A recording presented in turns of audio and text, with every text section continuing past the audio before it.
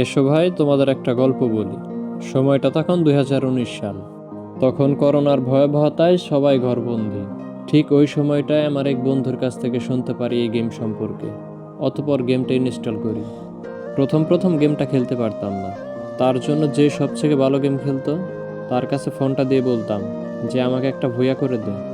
আর তখনকার সময় ভুয়া করলে প্রোফাইলের নিচে শো করতো। আর যার প্রোফাইলের নিচে ভুয়া শো করতো তাকে সবাই প্রো প্লেয়ার মনে করতো। তখন ভালো কোনো ডিভাইস ছিল না। মাত্র 2 GB র্যামের একটা ফোনে গেম খেলা শুরু করেছিলাম। মাঝে মাঝে ফোনটা ল্যাগ করতো। এতটাই ল্যাগ করতো যে ক্যারেক্টার সরানোরা করতে পারতাম না। তারপরও গেমটা আনন্দ নিয়ে খেলতাম। পরে এমন অনেক দিন গিয়েছে যে স্কুলে না গিয়ে বন্ধুদের সাথে বসে কাস্টম খেলতাম। ওই সময়টা গেমে সবচেয়ে পাওয়ারফুল এবং দামি ক্যারেক্টার ছিল ডিজে আলোক। এই ডিজে আলোক নেওয়ার জন্য টিফিনের টাকা জমিয়ে রাখতাম। যখন লেভেল আপ পাস নেওয়ার মতো টাকা হলো তখন গেমে সর্বপ্রথম একটা লেভেল আপ পাস নিলাম। তখন গেমে ঢুকলে একটা কথা খুবই শোনা যেত, ডিজে আলোক দে দো। আমি জানি তোমরা অনেকে এই কথাটির সাথে পরিচিত। তখন ওই সময়টা ভালো মতো গ্লোয়াল মারতে পারতাম না, যার জন্য ব্যাগের সব বল বন্ধুদের দিয়ে দিতাম।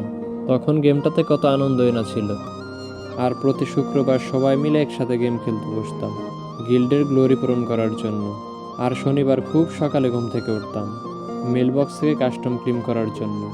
পরে সবাই আনন্দ নিয়ে দিনভর একটা একটা করে কাস্টম খেলতাম।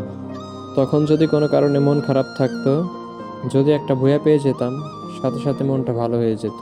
ঠোঁটের কোণায় সবসময় একটা মৃদু হাসি থাকতো। আহ, কতই না ভালো ছিল সেই দিনগুলি। এখন আমার কাছে ভালো একটা ডিভাইস আছে, টপ আপ করার জন্য পর্যাপ্ত পরিমাণ টাকাও আছে, কিন্তু গেম খেলার মতো সে আবেগটা আর নেই। এক এক করে সব ওল্ড টিমমেটগুলো গেম ছেড়ে চলে গিয়েছে। 1 বছর 6 মাস পর পর গেমে লগ ইন করে, আবার গেম না খেলেই চলে যায়। এখন আর কারো স্কিল দেখা হয় না। যার কাছে সবচেয়ে বেশি কালেকশন তাকেই সবাই প্রো প্লেয়ার মনে করে। কিন্তু ওই সময়টা যখন আমরা বন্ধুদের সাথে খেলতাম, আমাদের কাছে কোনো কিছু না থাকা সত্ত্বেও ওরা আমাদের সাথে গেম খেলতো। আমরা ম্যাচে একটাও কিল করতে পারতাম না। তারপরও যখন ভুয়া পেতাম, সবাই মিলে তখন একসাথে আনন্দ করতাম। এখন ফ্রি ফায়ারের সব ফালতু ইউটিউবার দিয়ে ভরে গিয়েছে। সব ওল্ড ইউটিউবারগুলো গেম ছেড়ে চলে গিয়েছে। আমি এখনো সেই 2017 সালে ফ্রি ফায়ার আসবে বলে তার অপেক্ষায় আছি। জানি এই পুরো ভিডিওটা তোমাদের স্ক্রিপ্ট করতে মন চাচ্ছে না। কোনো এক কারণে এই ভিডিওটা তোমাদের দেখতে বাধ্য করছে। কারণ তুমি সেই ওল্ড প্লেয়ার যে কিনা তোমার সবটুকু আবেগ দিয়ে গেমটা খেলতে। হ্যাঁ, তুমি সেই প্লেয়ার যে কিনা 2017 সালের ফ্রি ফায়ারকে এখনো খুব ভালোবাসো। এখনো সে মিউজিক শুনলে তোমার মন কাঁদে।